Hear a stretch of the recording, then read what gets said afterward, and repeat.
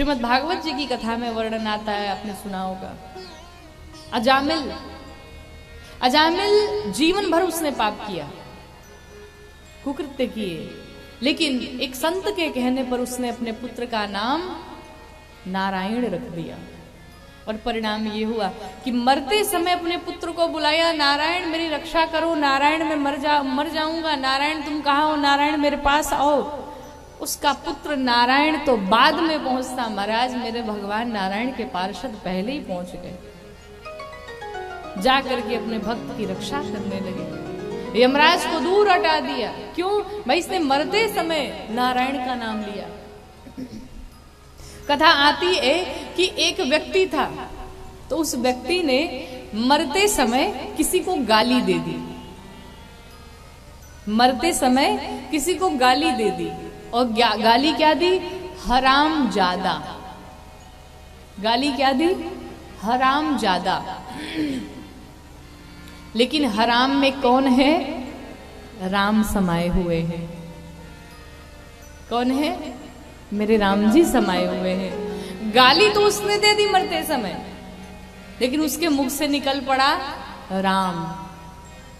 और जब वो उसकी मृत्यु हो गई, जब वो पहुंचा यमराज के पास, तो चित्रगुप्त ने जब इसका खाता निकाला कि भाई देखा जाए क्या है क्या नहीं है, तो पाप ही किए थे उसने जीवन भर। तो अंत में चित्रगुप्त जी ने कहा कि भाई इसके खाता में एक बार राम निकल करके आ रहा है। तो यमराज ने कहा ऐसा कैसे संभव है, ये राम का तो नाम कभी जीवन में लिया ही नहीं, देखो कैसे आ रहा है। तो जब फिर से चेक किया गया तो पता चला महाराज इसने तो गालियां सुनाई थी किसी को, और बीच में वही राम का नाम आया है हराम में। तो ह को हटा दीजिए, राम आया है, और उसी के कारण इसके खाता में राम आ रहा है। अब इसका क्या फल दिया जाए? इसे तो नरक की सजा सुनाई जाएगी। तो उसने कहा भाई नाम तो लिया है, अब एक बार नाम लेने का जो फल होता है मुझे दे दो, फिर नरक में जाऊंगा। अब सब बड़े सोच में पड़ गए। यमराज ने कहा भाई ऐसा केस तो पहली बार आया है, अब इसने तो गालियां सुनाई हैं हराम, और उसमें राम आ रहा है, अब इसका फल क्या होगा? यमराज को समझ में नहीं आया। यमराज लेके पहुंचे ब्रह्मा जी के पास। ब्रह्मा जी से कहा भाई आप बताओ। ब्रह्मा जी ने कहा मुझे तो नहीं पता। शंकर जी बड़ा नाम जपते रहते हैं राम जी का, चलो एक काम करो, भगवान शंकर ही बताएंगे क्या फल होता है। शंकर जी के पास सभी पहुंचे तो भगवान शंकर से पूछा भाई एक बार राम नाम लेने का फल क्या होता है बताओ। भगवान शंकर जी ने कहा कि मैं तो बस नाम ही जपता रहता, मुझे भी नहीं पता है। एक काम करो, ये जिसका नाम है उसी के पास ले चलो, वही डिसीजन लेंगे। सब लेकर के पहुंचे भगवान नारायण के पास। नारायण के पास जाकर के वो जो पापी था खड़ा हुआ, तो भगवान नारायण से कहा गया सरकार इसने जीवन भर पाप किया है, और मरते समय भी किसी को गालियां सुनाई, और बीच में वही राम आ गया आपका नाम एक बार, अब इसके खाता में राम निकल करके आ रहा है, इसका फल क्या होगा? भगवान नारायण बड़ी जोर से मुस्कुराए। भगवान नारायण कहते हैं कि अभी भी नहीं समझ में आया। कहा मतलब? कहा ब्रह्मा जी खड़े हैं? कहा हाँ। भगवान शंकर भी खड़े हैं? कहा हाँ। और मैं भी खड़ा हूं? कहा जी। कहा ब्रह्मा विष्णु महेश तीनों के साथ साथ दर्शन पा रहे और अभी नाम का फल पूछते हो? एक बार राम जिसने लिया उसको ये फल मिला महाराज।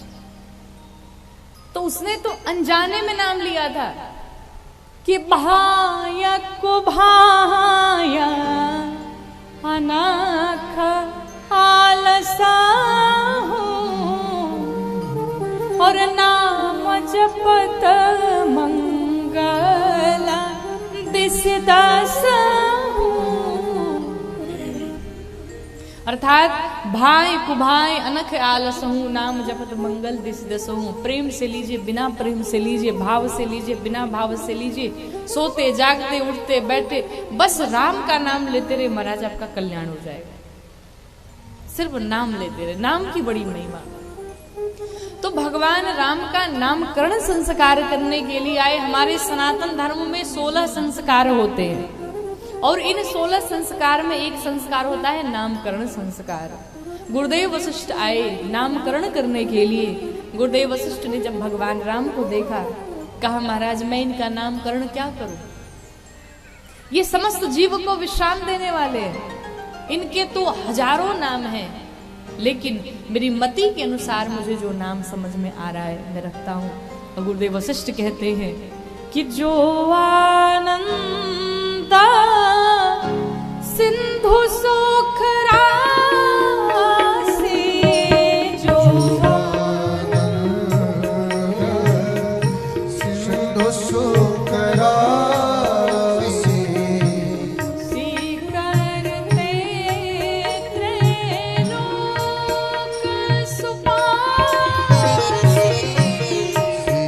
करते त्रैलोक सुपासी, सो सुख धाम राम असनामा, सो सुख धाम राम असनामा, अखिल लोकदायक विश्रामा, अखिल लोकदाय विश्रामा, एहि महर गोपति नाम उदारा, येहि महर गोपति नाम उदारो, एहि महर गोपति नाम उदारा, येहि महर गोपति नाम उदारो, अति पावन पुराण श्रुति सारा, अति पावन पुराण श्रुति सार, पावन पुराण श्रुति सार। गुरुदेव वशिष्ठ कहते हैं महाराज 4 वेद, 4 उपवेद, 6 शास्त्र, 18 पुराण, 18 उपपुराण, संसार में जितने ग्रंथ हैं उन सभी ग्रंथों के ये सार हैं। सार का मतलब समझते हैं ना? सार का मतलब वो रिश्तेदारी वाले साले साहब नहीं।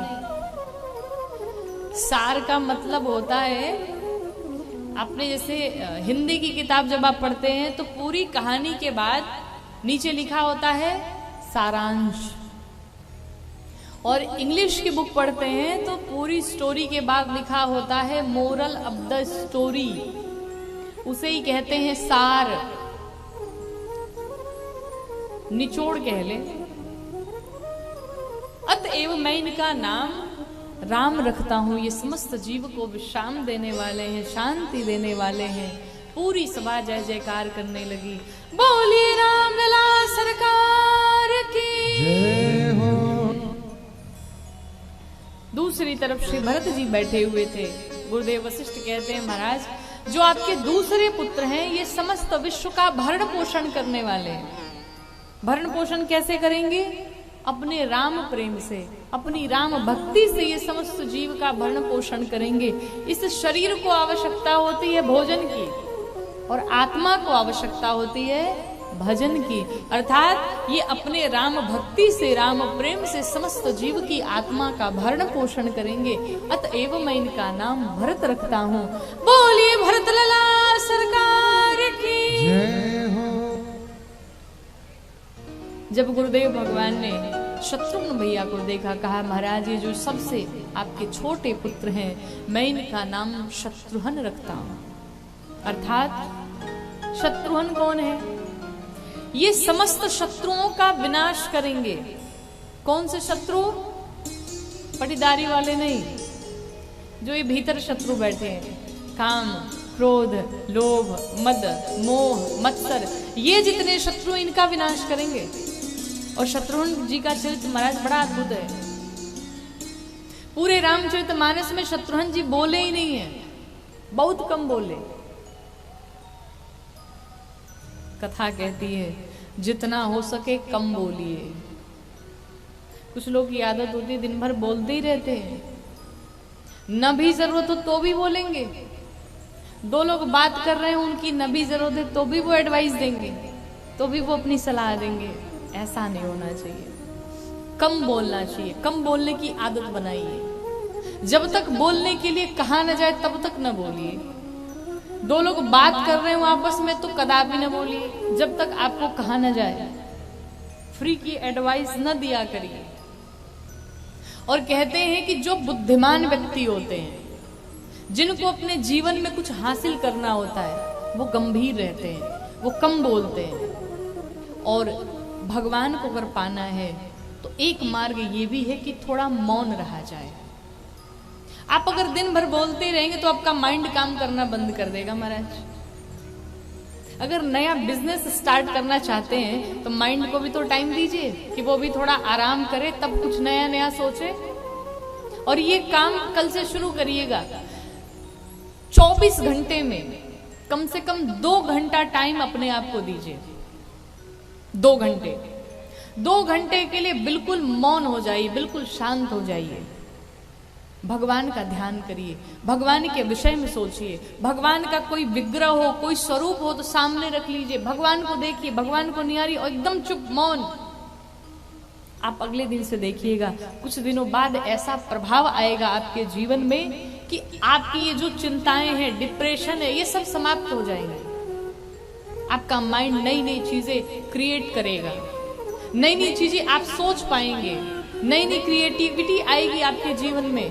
आपको अपने बिजनेस में क्या करना है, आपको आगे की फ्यूचर के लिए क्या करना है, ये सारी चीजें आपके माइंड में आएंगी। लेकिन अब पूरा दिन भर रात भर बोलते ही रहें, इस दिमाग को टाइम ही ना दे, तो वो भी काम करना बंद कर देता है। फिर उल्टी सीधी बातें करते हैं, उल्टी सीधे काम करते हैं महाराज। सबको रेस्ट चाहिए होता है, तो माइंड को थोड़ा रेस्ट दीजिए। और मौन भगवान तक पहुंचने का एक मार्ग है। प्रतिदिन प्रयास करिए, बहुत ज्यादा नहीं, फिर भी कम से कम अपने आप के लिए आधे घंटे तो निकालिए ही निकालिए। भगवान के पास बैठिए, भगवान का ध्यान करिए, आपका माइंड अपने आप शांत हो जाएगा। आपके जीवन के जितने टेंशन है अपने आप शांत हो जाएंगे।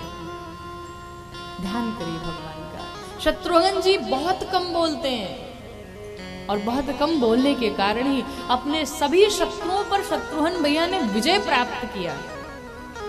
कुछ लोग होते हैं ना, बहुत ज्यादा बोलते हैं, हम ये करेंगे, हम वो करेंगे, ऐसा करेंगे, वैसा करेंगे, और करते कुछ नहीं है।